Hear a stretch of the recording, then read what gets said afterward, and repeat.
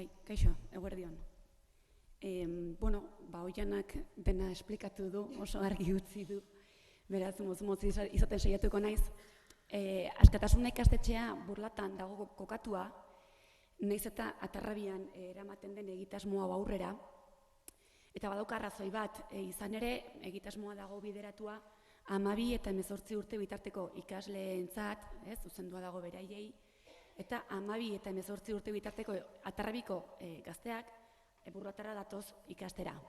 Burlatako ikastetxea askatasuna bada kontzentrazio ikastetxe bat, bertan elkartzen dira 25 herri ezberdinetako ikasleak, guztira 570 ikasle dira urten, eta bai Burlata, Atarrabi eta Uharte herrien artean osatzen dute jaunezkero 350 ikasle baino gehiago.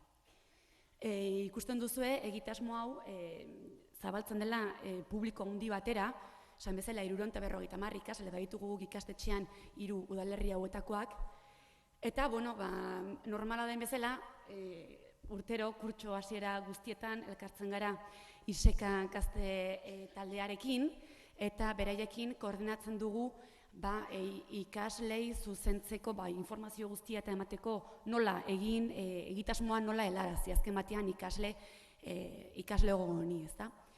Beraz, hori da, guk ikastetxetik eskaintzen duguna, ez da, bazubilan hori, azken batean ikasleak gurekin daude, ikasleak dira azken batean gazteak eta proiektu hortan parte hartuko dutenak, eta, nola bideratzen dugun hori guztia, esan bezala, kurtso hasian elkartzen gara, eta urtero badator Oiana gurekin egotera eta esplikatzera, eta kurtso hortan zer egingo duten esplikatzera, eta nola duten intentzioa zabaltzeko informazio hori guztia ikasleen artean, ezta?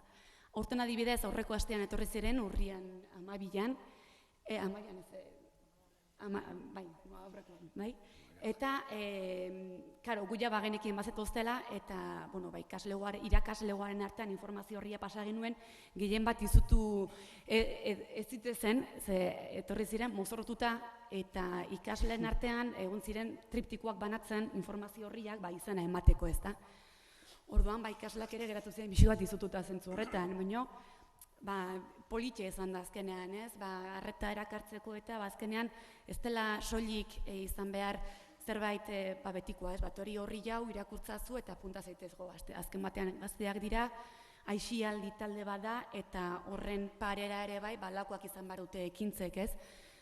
Dinamikoak, erakargarriak, harrigarriak, eta horrela etorri ziren mozorratuta, triptiko batu zituzten, eta hemen bi aste barru ere etorriko dira triptiko horien izan emate horria eta jasotzera. Hori da ikastetxean helburua, laguntza eskaintzea. Aparte, ikastetxea bauzka beste hainbat egitasmo, beste hainbat proiektu, bai eskolaz kanpoko jardueratan, jarduera osagarrietan, kapabetik ere bidaltzen dira beste egitasmo batzuk, baina badira janak ikaslego eta ikastetxeari dagozkion egitasmoak, ez da? Hori beste kontu bada. Beharra ikusten da ere horlako gazteekin eta bestelako egitasmoak egitea. Batez ere, Atarrabia eta Burlata eta Uharte bezalako herriguneetan. Azken batean, euskara existitzen da, euskara denon burutan dago, baina ez dago denon ahotan. Zaila da, ikasle hauek, klasera etortzen dira, euskaraz badakite hitz egiten, baina beraien artean nekez hitz egiten dute euskaraz. Etxean bizi duten errealitatea ez da bat ere,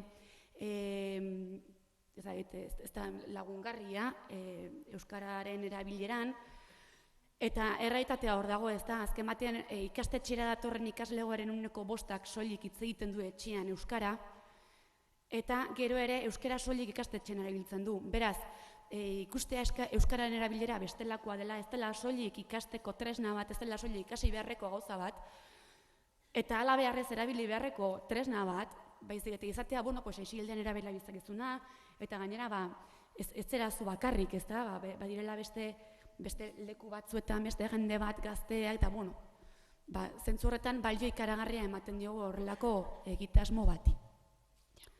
Eta hori zen aipatu beharrekoa. Eskerrik asko.